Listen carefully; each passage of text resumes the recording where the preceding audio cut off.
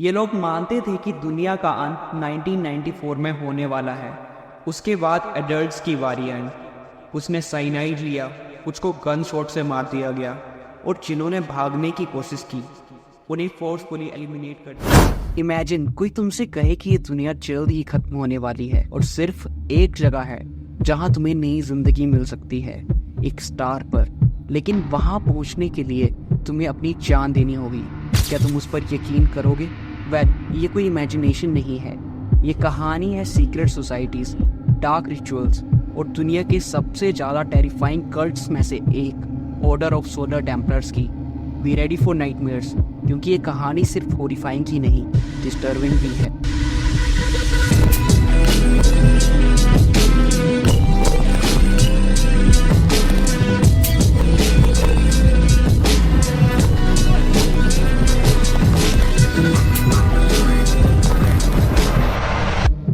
ये कहानी शुरू हुई 1984 जिनेवा स्विट्जरलैंड में। ऑर्डर ऑफ सोलर टेम्पल सिर्फ एक कल्ट नहीं था, ये एक ऐसी सीक्रेट सोसाइटी थी जो एशियन नॉलेज, पावर और कंट्रोल के लिए बनी थी।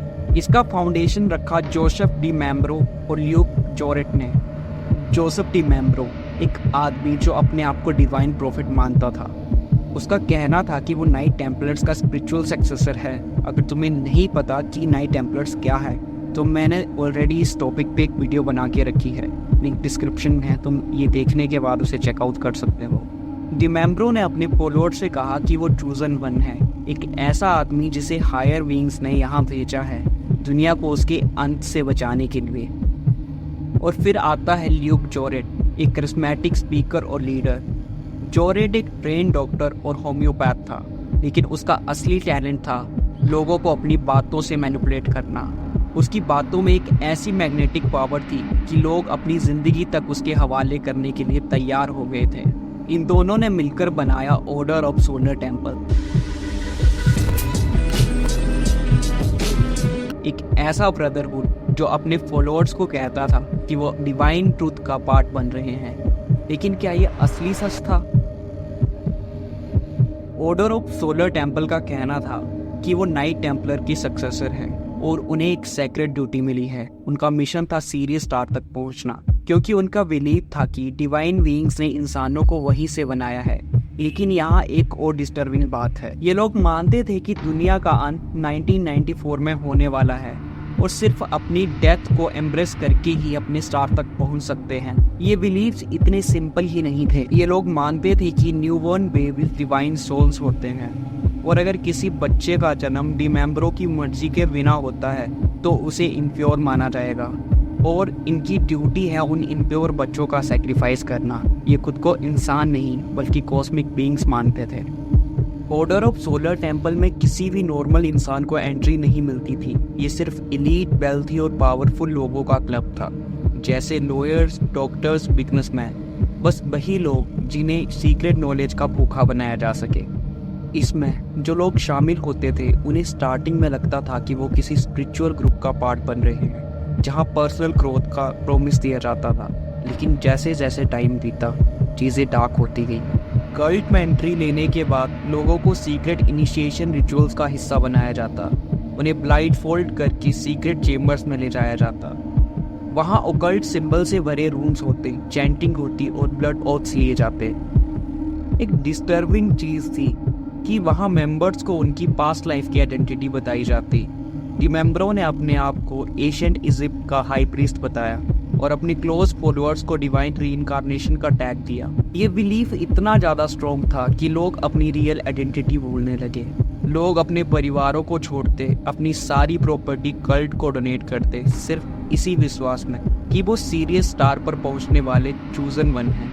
1994 तक जोसेफ डी मेम्ब्रो और ल्यूक जोरेट अपने फॉलोअर्स की लॉयल्टी का टेस्ट ले चुके थे। उन्होंने अनाउंस किया कि दुनिया तबाही की ओर बढ़ रही है, सिर्फ चूजन वन ही बच पाएंगे।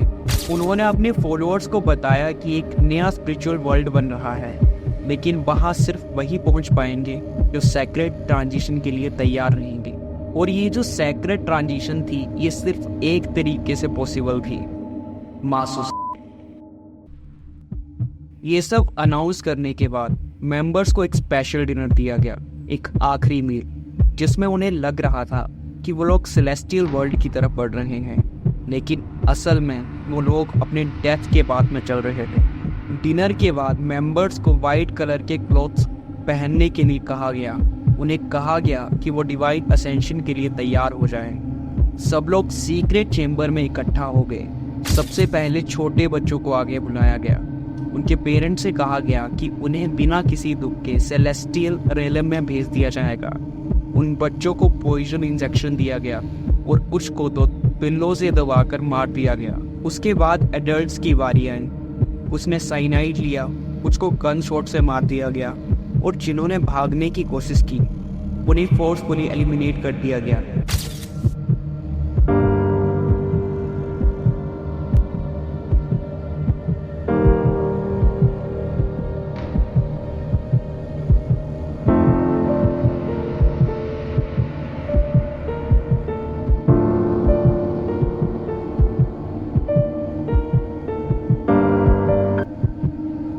ये जितनी भी डेथ थी ये सब एक केयरफुली प्लान्ड रिचुअलिस्टिक सैक्रिफाइस था।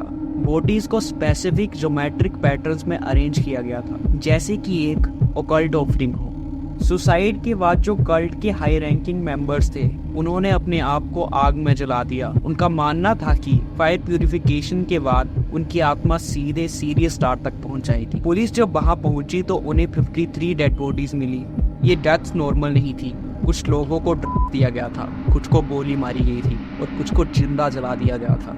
और ये सभी डेड बॉडीज एक रिचुअलिस्टिक फॉर्मेशन में मिली, जैसे कि किसी डार्क सेरेमनी का पार्ट हो। जिस दिन फाइनल सैक्रिफाइस हुआ डिमेम्ब्रो भी मारा गया, लेकिन सबसे क्रीपी बात उसकी डेथ का एग्जैक्ट तरीका आज भी मिस्ट्री है। कुछ रिपोर्ट्स कहती हैं कि उसने पॉइजन लेकर और कुछ कहती हैं कि उसके क्लोज फॉलोअर्स ने उसकी डिवाइन असेंशन में मदद की, मतलब उसका मर्डर किया। लेकिन एक और डिस्टर्बिंग थ्योरी है कि डिमेम्ब्रो अपनी डेथ को फेक करके कहीं और चला गया। क्या वो सच में मरा था या फिर ये एक वेल प्लान डिसअपियरेंस थी? क्योंकि डिमेम्ब्रो की मौत के बाद भी ये कल्ट खत्म नहीं हुआ। 1995 और 1997 स्विट्जरलैंड, कनाडा और फ्रांस में ऑर्डर ऑफ सोलर टेम्पल का ये चैप्टर ऑफिशियली खत्म हो चुका है। लेकिन क्या ये सच में खत्म हुआ है?